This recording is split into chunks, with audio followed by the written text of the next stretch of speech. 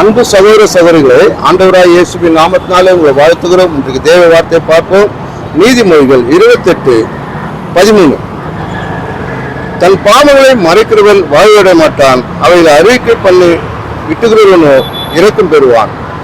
இன்றைக்கு நான் பாவத்தோடு இருக்கலாம் நினைக்கிற மனிதனுக்கு தேவனும் விரோதமாக இருக்கிறான். அப்படியாக இன்றைக்கு நீ பாவத்தோடு நீ வாழ்ந்து கொண்டிருந்தால் ஒரு பிரயோஜனமாக இருக்கிறது.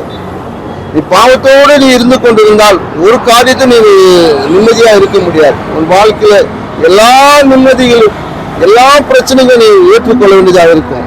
இன்றைக்கு உன் பாவங்களை நீ எப்படியாப்பட்ட பாவம் இருந்தாலும் சரி, மலை போல பாவம் இருந்தாலும், மலைக்கு மேல மலை போல இருந்தாலும், பெரிய பாவமா இருந்தாலும் சரி, அது சிறிய பாவமா இருந்தாலும் சரி, ஆண்டவராய் இயேசு கிறிஸ்துவை நீ சொல்லும் போது நிச்சயமாக அவர் உன்னை மன்னிக்கிறவரா இருக்கிறார். இப்பவே மன்னிப்பார். இப்பவே நீ அறிக்கை பண்ணு. இப்பவே இயேசுவிடத்துல சொல்லு. இயேசு உன்னை இரக்கம் செய்கிறவராரா. அவர் விலையேறப்பட்ட ரத்தம் உன்னை பாவங்களை எல்லாத்தையும் கழுவி உன்னை சுத்திக்கிறேன். தன் பாவங்களை மறைக்கிறவன் வாழ்வடைய மாட்டான். அதை அறிக்கை பண்ணி விட்டுவிட இரக்கம் பெறுவார். அப்படியாக நீ இரக்கத்துக்காக ஆண்டவரிடத்துல கேளு. நிச்சயமாக உன் பாவம் மன்னிக்கப்பட்டுரும். இன்றைக்கு சமாதான சந்தோஷத்தை நீ பெற்றுக்கொள்வார். ஆமென்.